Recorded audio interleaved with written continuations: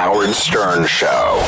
You've said in other places, so I'm not talking out of school here, that the way it works is you have two kids, all right, but you don't know who's the father of who. You jerk off into a cup, right? You go somewhere and jerk off into a cup. And then you mix the sperm? It was a 7-Eleven. Is that what they do with this? I didn't know that. I was wondering how they make money at 7-Eleven these days.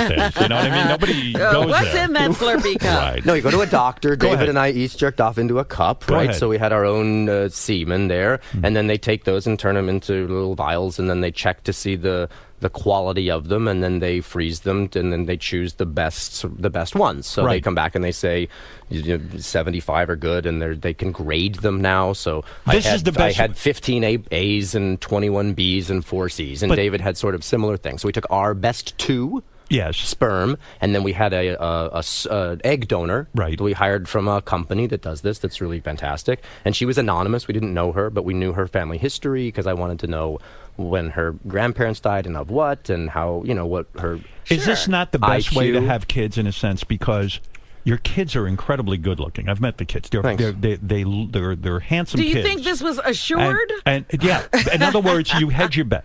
You got your sperm. Yeah.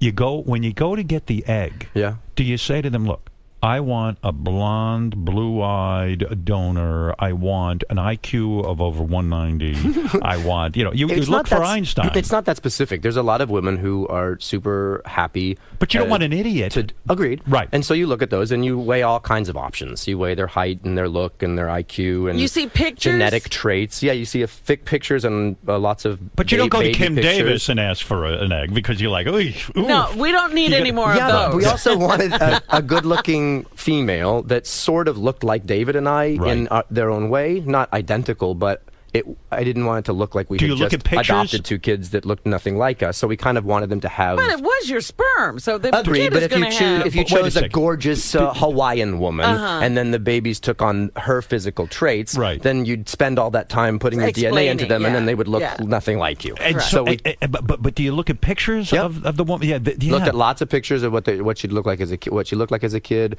what she did currently. You don't know her last name, so you can't go stalk her or anything like that. I would get a great beauty who has an IQ of at least 140. That's what I would look for. We did something similar to that, and I even had them film her answering questions, so I could see her how she processed information, like Jeopardy questions. It kind of like Miss America questions. That should be the show. Fuck this new show.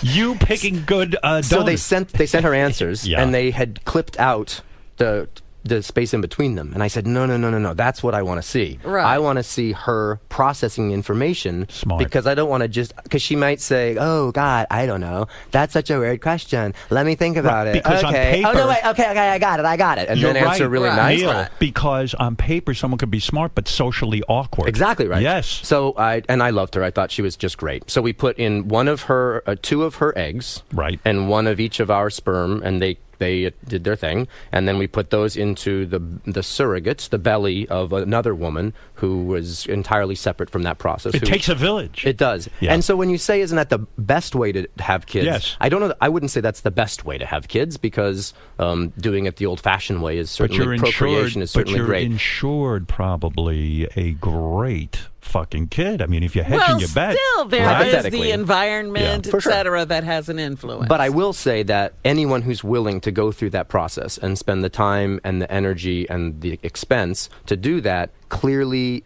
wants to have children and clearly is in a position to be able to have children. So you're not going to find a lot of children. You're not going to find a lot of same-sex couples just accidentally getting pregnant and then having to fucking deal with the ramifications of that. Won't it be a great disappointment if these kids aren't great? Because we've hedged our bet. But how do you define great? I don't know.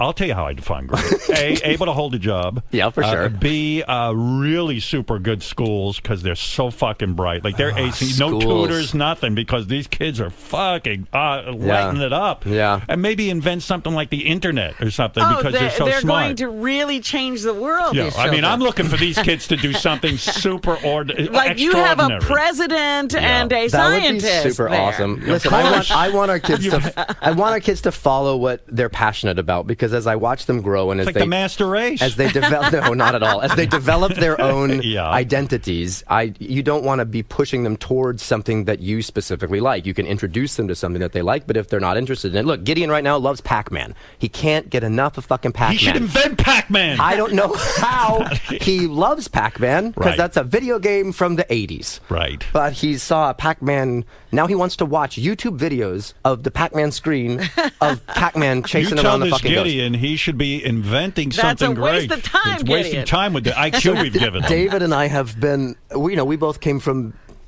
he came from a small town in Michigan. I came from a small town in New Mexico, where you just kind of went to school. Right. Now we're these kids. putting them into the New York Of school course, system, yeah. and they're in pre-K this year. They'll be in kindergarten next year. They should and be we're skipping already grades. starting this whole thing. Howard, what do you do with this? Go ahead.